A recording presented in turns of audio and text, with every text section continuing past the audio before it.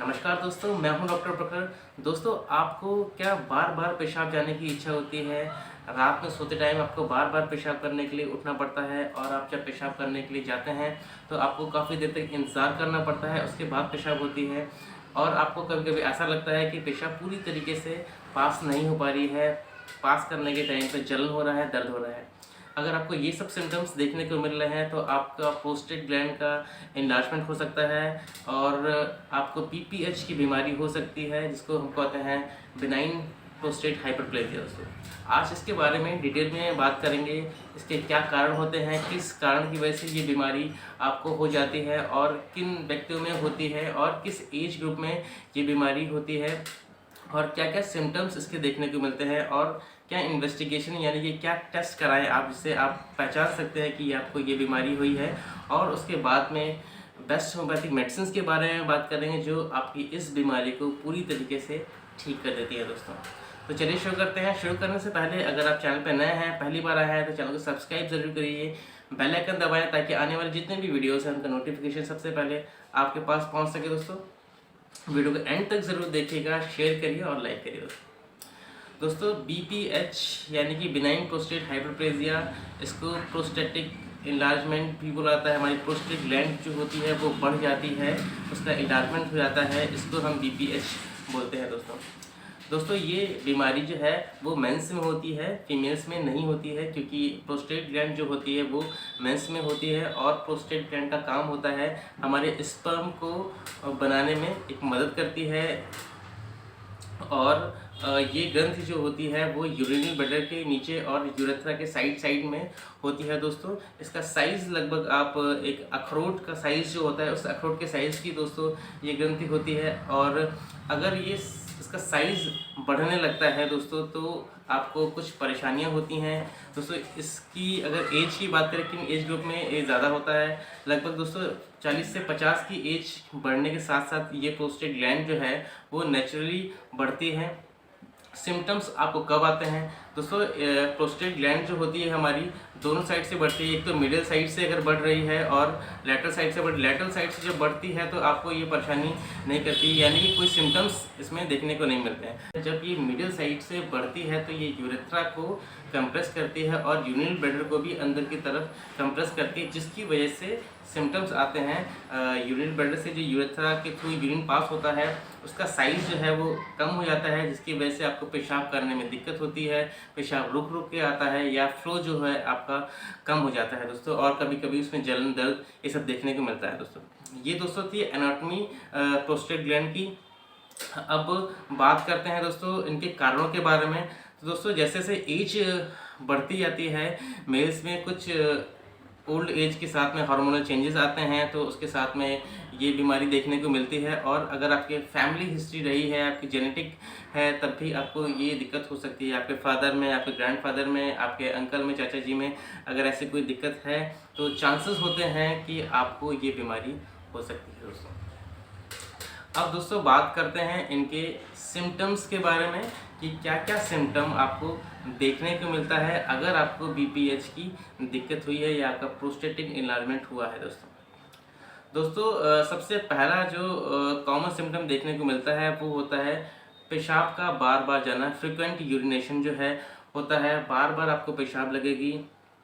और retention of urine, यानी कि आपको ऐसा लगेगा कि पेशाब जो है पूरी तरीके से पास नहीं हुई है, अभी भी पेशाब रह गई है, इस तरीके की फीलिंग आती है। पेशाब करने के टाइम पर आपको कभी कभी जलन सी फील हो सकती है, कभी कभी आपको दर्द भी हो सकता है और पेशाब बार बार जाना पड़ता है। दोस्तों, और नेक्स्ट सिम्टम की बात करें दोस्तों, तो आप जब पेशाब करने के लिए जाएंगे तो आपको वेट करना पड़ता है, थोड़ा इंतज़ार करना पड़ता है, तब जाके आपको पेशाब होती है। और पेशाब की स्टीम यानी कि पेशाब का जो फ्लो होता है वो भी अगर प्रॉपर तरीके से नहीं है, यानी कि जब हम पेशाब करते हैं तो एक प्रोजेक्टाइल मैनर में पेशाब हो रही है, वैसी नहीं हो रही है। पेशाब आप कर रहे हैं तो सीधा नीचे गिर जा रहा है, प्रोजेक्टाइल नहीं हो रहा है, तो ये इसको वीक स्ट्रीम बोलते हैं, यानी कि जो फ्लो है आपका पेशाब का वो पूरी तरीके से ठीक नहीं है। तो ये भी एक बहुत ही प्रोमिनेंट सिम्टम होता है पहचानने के लिए कि आपको प्रोस्टेट इन्लार्जमेंट हो सकता है। दोस्तों, और एक सिम्टम आता है जो कि बहुत ही प्रोमिनेंट है, रात में पेशाब करने के लिए अगर आपको बार बार उठना पड़ रहा है, अर्जिंग हो रही है, बार बार फ्रिक्वेंसी बनी हुई है और पेशाब पूरी तरीके से पास नहीं हो पा रही है, तो ये एक सिम्टम होता है BPH का दोस्तों। साथ में अब बात करते हैं इनकी इन्वेस्टिगेशन, यानी कि क्या डायग्नोसिस आपको करानी चाहिए, कैसे आप डायग्नोस करेंगे कि आपको BPH है। तो आप अल्ट्रासाउंड कराएं, प्रोस्टेट रीजन का, प्रोस्टेट का जब आप अल्ट्रासाउंड कराएंगे एब्डोमेन का, तो आप देखेंगे उसमें कि आपका प्रोस्टेट का इन्लार्जमेंट हो सकता है और आपको PSA test, prostate specific antigen का टेस्ट कराना चाहिए, जिससे आपको कन्फर्मेशन मिलती है दोस्तों। और एक यूरोफ्लोमेट्री टेस्ट होता है, जिससे यूरिन का फ्लो जो है वो देखा जाता है। ये कुछ टेस्ट होते हैं, आप इससे कंफर्म कर सकते हैं कि आपका प्रोस्टेट इन्लार्जमेंट तो नहीं है दोस्तों। अब बात करते हैं कुछ होम्योपैथिक मेडिसिन के बारे में। मेडिसिन बताने से पहले मैं आपको यही राय दूंगा कि आप नियर में अपने अच्छे होम्योपैथिक डॉक्टर से मिलें और उनसे राय लेकर ही मेडिसिन को खाएं दोस्तों। दोस्तों मैं अपनी क्लिनिक पे जो मेडिसिन यूज़ करता हूँ, पहली मेडिसिन है, बहुत ही कॉमन मेडिसिन है जो आपको प्रोस्टेट के ऑलमोस्ट केसेस को ठीक कर देती है, वो है सबल सेरोलाटा।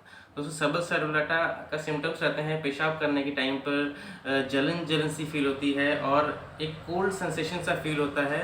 प्रोस्टेट से लेके जेनिटल्स तक ऐसा एक सेंसेशन सा रहता है, अंदर ठंडापन सा लगता है और बार बार पेशाब के लिए जाना पड़ता है। और रात में भी बार बार पेशाब के लिए अगर आपको जाना पड़ रहा है तो आपको सबल सेरोलाटा मेडिसिन लेंगे मदर टिंचर फॉर्म में 10-10 बूंद सुबह दोपहर शाम कुछ दिन तक लगातार लेंगे तो आपके सिम्टम्स जो हैं बेटर होने और आपको जो प्रोस्टेट का इन्लार्जमेंट हुआ है वो भी धीमे धीमे करके ठीक होना स्टार्ट हो जाएगा दोस्तों। नेक्स्ट मेडिसिन की बात करें दोस्तों, अगर आपकी एज ज़्यादा है, लगभग 60 से अबव है, तो उस कंडीशन में आप बराइटा कार मेडिसिन का यूज़ कर सकते हैं। बराइटा कार को आप 30 पावर में सुबह दोपहर शाम लें तो बहुत ही अच्छे रिजल्ट्स देखने को मिलते हैं दोस्तों। नेक्स्ट मेडिसिन की बात करें दोस्तों तो चिमाफिला एक बहुत ही अच्छी होम्योपैथिक मेडिसिन है। इसमें बहुत ज़्यादा अर्ज होती है पेशाब के लिए, बार बार आपको पेशाब करने के लिए जाना पड़ता है और पेशाब करने के लिए बहुत ज़ोर लगाना पड़ता है। आपको बहुत ज़ोर लगाने से पेशाब हो रही है और पेशाब जब होती है तो बहुत गरम गरम पेशाब फील हो रही है। अगर इस तरीके के सिम्टम आपको देखने को मिल रहे हैं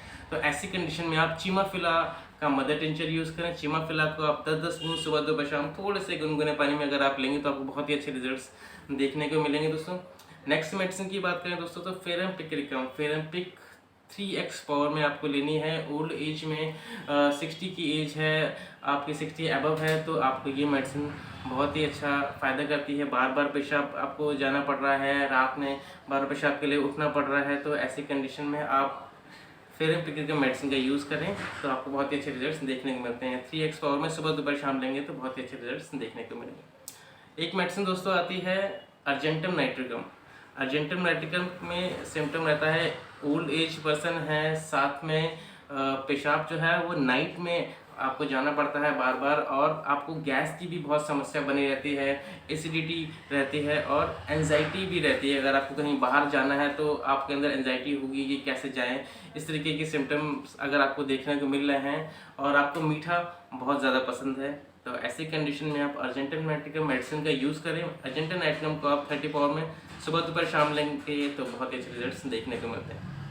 एक मेडिसिन आपको और बताऊंगा दोस्तों, कोनियम मैक 30 पावर में आपको लेना है सुबह दोपहर शाम। कोनियम मैक बहुत ही अच्छी होम्योपैथिक मेडिसिन है। मेल्स में आपको जब प्रोस्टेट इन्लार्जमेंट होता है तो लगभग 90% केसेस कोनियम मैक ठीक कर देती है। पेन हो रहा है आपको पेशाब करने के टाइम पर, बार बार जाना पड़ रहा है, जलन हो रही है, दर्द हो रहा है, तो ये सभी सिम्टम्स को आपको कोनियम मैक ठीक कर देती है। और साथ में पेशाब करने के टाइम में प्रोस्टेटिक डिस्चार्ज भी अगर हो रहा है तो वो भी इससे ठीक हो जाता है दोस्तों। एक कॉमन मेडिसिन जर्मनी की R25 आप यूज़ करें। ये किसी भी तरीके के केस में आप यूज़ कर सकते हैं। इससे पहले जो मेडिसिन से बताई मैंने वो एक पर्टिकुलर सिम्टम्स के साथ आपको यूज़ करनी है, जैसा आपको सिम्टम आ रहा है वैसी मेडिसिन यूज़ करें। और R25 को आप ले सकते हैं सुबह शाम 10-10 बूंद, तो बहुत ही अच्छे रिजल्ट्स देखने को मिलते हैं दोस्तों। अभी के लिए धन्यवाद, थैंक यू सो मच। मिलते हैं नेक्स्ट वीडियो में दोस्तों।